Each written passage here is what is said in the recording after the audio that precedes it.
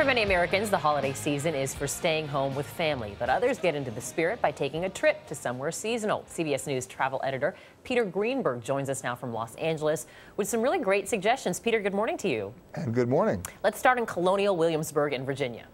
Well, it's called the Grand Illumination. It's a tradition that's been going on for 80 years, actually, 100 different programs. And the villages of Colonial Williamsburg and Jamestown are literally transformed and lit up. Great lighting there. People love it. But what's all about it is the food, because they do what they call artisanal beer pairings of local Virginia beer with traditional Christmas fare. It's a lot of fun. Artisanal beer pairings. I knew that would get your attention. I knew that would get your attention. Let's take a look at Louisiana, which is not a place I think of as going to for Christmas, but you say New Orleans is actually pretty great this time of year. It is. It's all about the illumination of the oaks. 100-year-old oak trees lit up with lights. Jackson Square and Canal Street lit up. And once again, it's about the food. About 120,000 people showed up there last year for this. And what about the food is 48 different restaurants in New Orleans offer traditional French Creole cooking, and that's not too bad. 85 different events here, 50 of them are free, so it's well worth it. I have been to Branson, Missouri. It's on your list. I know that they have a lot of live entertainment, but you were telling me that they also have some great light shows there. Yeah, talk about the light. But they call themselves the Old Time Christmas Festival. I have to laugh because it only goes back to 1988. But it is about the light. 5 million lights, about 350 miles of them with 1,000 decorated trees. It's a lot of fun. Breckenridge, Colorado, known for its ski slopes, is the next destination, but you say it's got an amazing Victorian winter wonderland? It does, but let's face it, it's just another excuse to go skiing. They have, the point is, they've got Santa races, they've got carolers in the streets, and the cool thing about it is their ski season doesn't really hit till after Christmas, so if you go before and enjoy the Christmas traditions, they'll give you 30% off if you stay 3 nights. It's really just an excuse to go skiing with some pretty good light festivals. So we also now are moving to Leavenworth, Washington. This is a charming Bavarian American town, and people really know them for celebrating the winter solstice. I mean, this entire town gets lit up. Only 2,000 people live there, but boy, do they do it right. Once again, it's about the food, the Christmas carols, the bonfires, and if that's not enough, they actually host since 1995 the Nutcracker Museum. No, I'm not talking about the ballet. I'm talking about nutcrackers. They got 5,000 of them. So if you get bored walking along the streets, go check out the nutcrackers. Peter, we're already pretty well into the season. Is it too late to get a good deal on travel to these places? It's not, because remember, Christmas falls in the middle of a week, so you can still stagger your departure and get a couple of good deals, but the bottom line is make that decision today. Peter Greenberg, in Los Angeles this morning. Thank you. You got it. Up next, baby, it was some boom. With the youngest of the baby boomers turning 50, we look at the biggest generation and how they changed America. You're watching CBS This Morning, Saturday.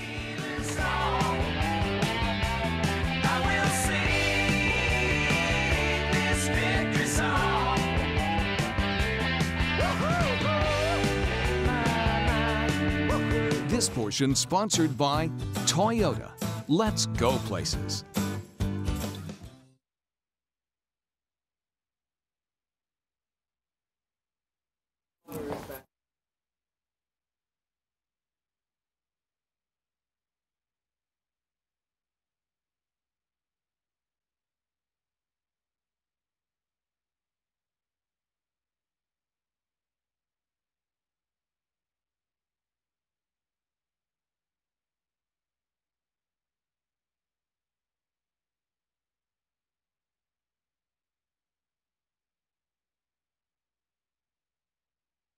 There.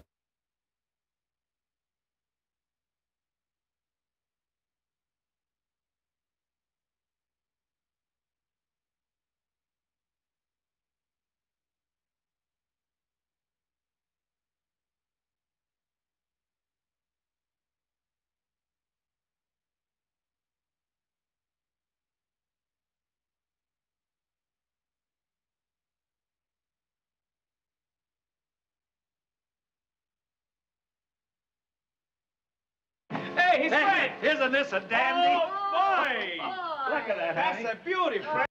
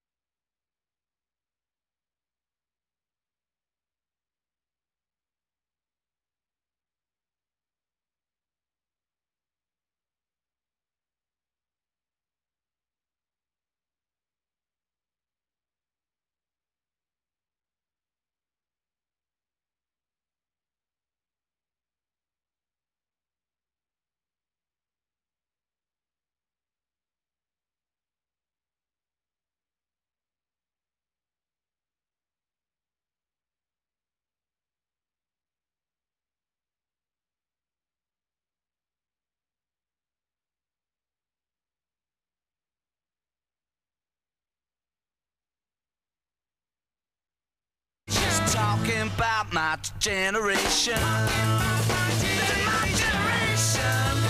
This is my generation, baby. Next year, 2014, is being called the year of the boomer because the youngest baby boomers, born in 1964, turned the big 50. AARP, the magazine, marks the occasion by examining the post-World War II generation and how it shaped America. Among the contributors to that article is our guest, satirist, political journalist, and boomer himself, P.J. O'Rourke. P.J., thanks for being here. Born peak year, 1947. And proud of it. Yeah, well, nothing I can do about it. How would you describe the baby boom generation? Yeah, self-absorbed is the key thing, but also sort of optimistic and happy and positive. We grew up in this period of incredible economic growth in the United States, very stable period. We had two parents, we didn't always like them, but we had two of them. and we came out of that thinking the world was great, and frankly, it has been. In the article, you gave a great frame of comparison. You said it's all in the family versus modern family.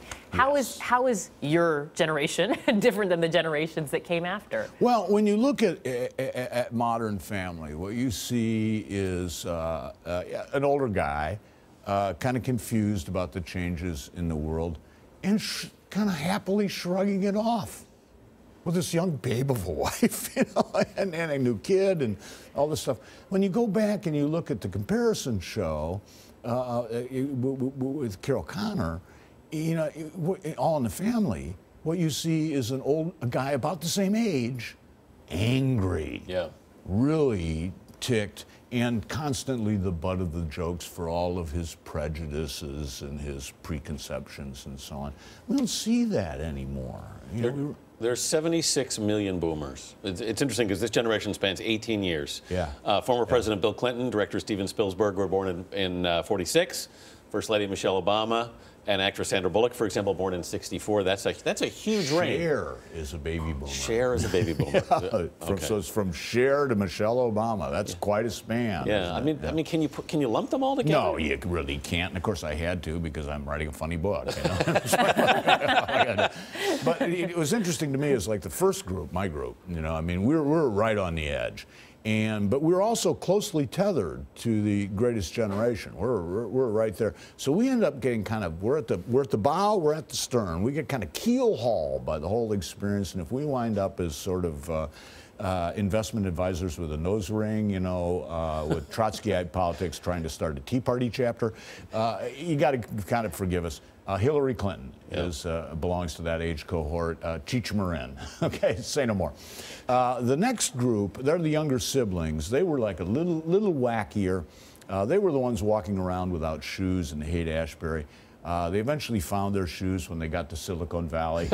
Never did find their neckties. That's Bill Gates and that's Steve Jobs. Then you have like what I call the sophomore baby boomers, and they're the ones who are going, yeah, I love the sex, drugs, and rock and roll, but what works in general doesn't always work when the bong sets fire to the beanbag chair.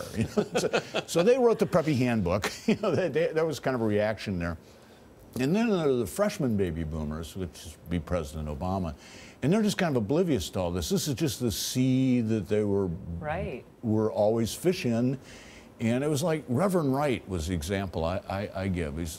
Reverend Wright saying these amazing things, and he's giving these sermons. And President Obama, as you may remember, when he was a candidate, caught a lot of flack for this. Right.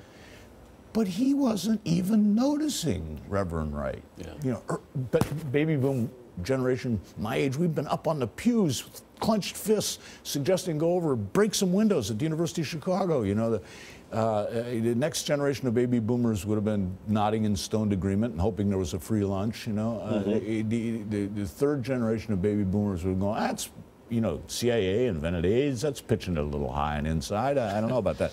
But President Obama, he's back there in the back pew, like texting Rahm Emanuel. Just doesn't notice any of this. Wonderful world. Well, it really is a fascinating topic. P.J. O'Rourke, thank you so much for joining us. Well, thank you for having me here. Coming up, colorful classic comedy. Hey, he's Fred! Isn't this a dandy? Oh, boy! Look at that, honey. That's a beauty, Fred. Fred, that's better than the first one. And the best thing of it is, because it's getting so late, the guy let me have it for $50. It has just been proven to Fred, once and for all, there is a Santa Claus.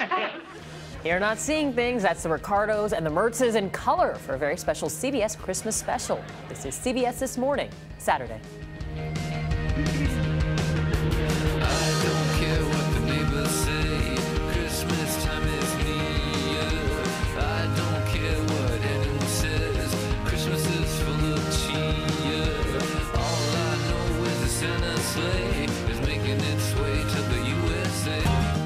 One of the most gripping parts about season 3 is that Carrie is committed. Yes. Into a mental ward. Yes. My green pen is dry. I've asked 4, 5, 6 times for a new one, but there's no understanding. They offer me blue, they offer me black. I mean, is green so hard? Is green elusive? You're such an incredible actor, and the show is so great. But I find myself, well, I want to talk to Claire Danes. I actually really want to interview Carrie. Right. I'm sorry. Because I want to say, Carrie, why were you dumping all your pills into the toilet? Right, you know? right. Do you do that with Carrie yourself? I mean, playing her, do you sort of say, why would she do this? Do you question the writing on it? Sometimes. I mean, I'm always monitoring the depiction of her condition. I never want her bipolarity to be a kind of convenient gimmick. And it's kind of fun to see crazy Carrie, you know, and I just want to treat it with more respect. The Attorney General's ready to honor our agreement with you, but as we discussed, there are a few things we need to do first. Resign from Congress? For starters. What's it like to be part of a show that President Obama says is one of his favorite shows? It's wild. It's wild. I'm continuously kind of amazed by the success of the show and obviously grateful for it. But, you know, I've never done this before. I've never done a series. So this is really novel for me to have an extended relationship with a character. When you were first approached about playing the role of Carrie Mathison, you said it scared you. You still scared? Yeah, because I'm still interested.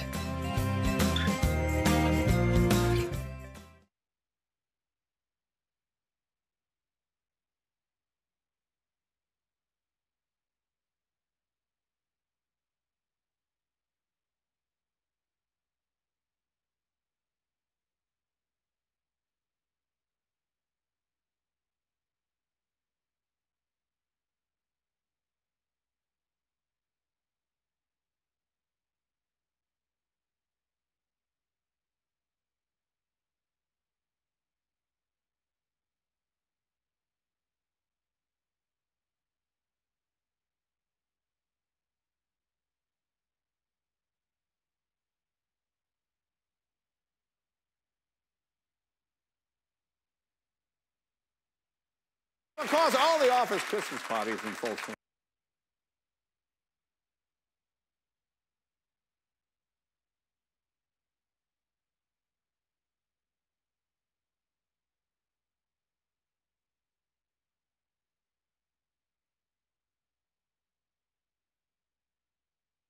Because all the office Christmas parties in full swing this week.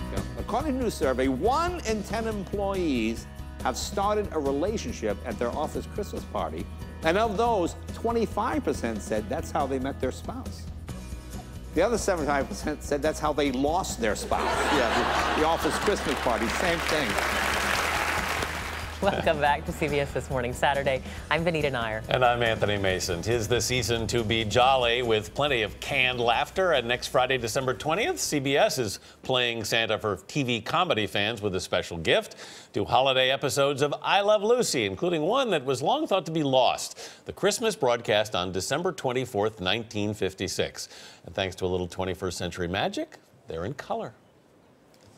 Cascabeles, cascabeles llenos de alegría. Oh, what fun it is to ride in a one-horse open sleigh.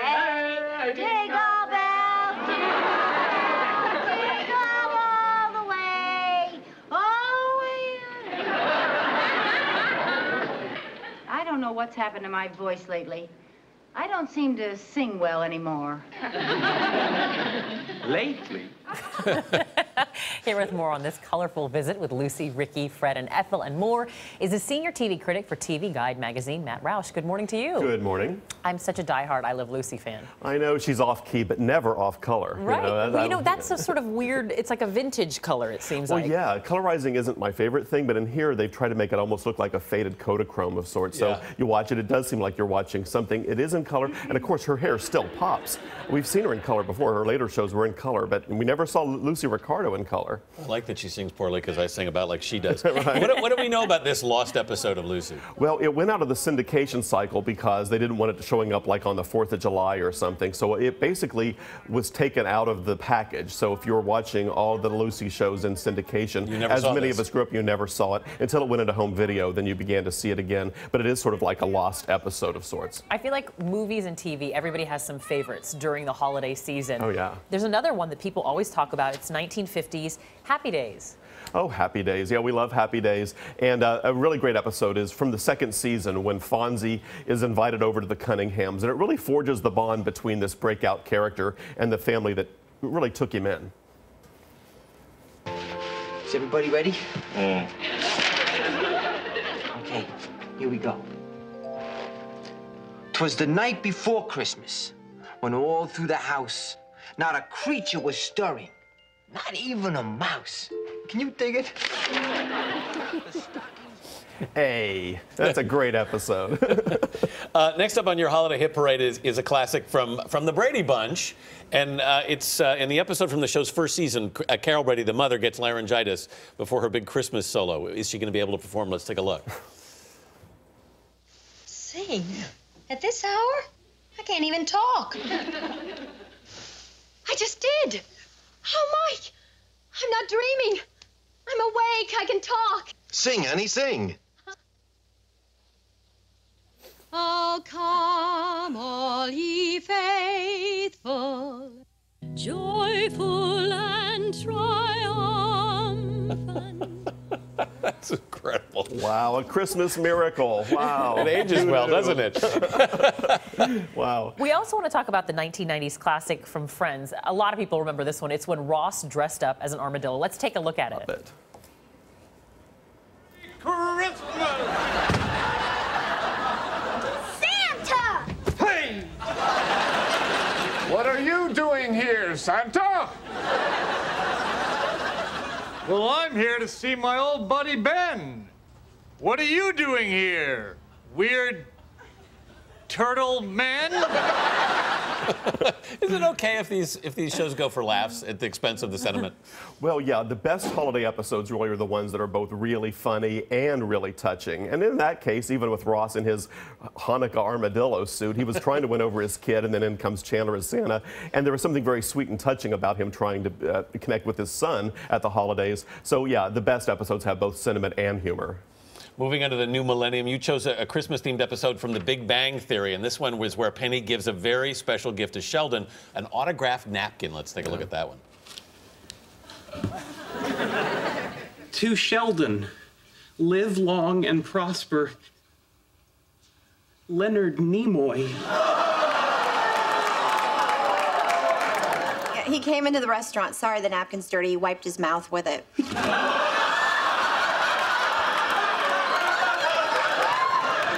I possess the DNA of Leonard Nimoy. Oh, I just love that. It's like watching the Grinch's heart grow 3 sizes. To have Sheldon experience emotion, it's just wonderful. Actually, that episode kind of made me cry when I first saw it. It was so full of this joy. And then the rest of the episode is him trying to figure out how to repay her. This idea of him trying to come to the notion of generosity is something so unknown to Sheldon. And it's a new classic. Big Bang is a modern classic television show. So yeah, they're going to hit one out of the park when they go to the holidays. Matt Roush, it's always fun to look back at those. Oh, it is. Thank you so much. Thank you. Thanks so much for coming in. Remember, you can see the I Love Lucy Christmas special on Friday night, December 20th, right here on CBS. Now for a final look at the weather for your weekend.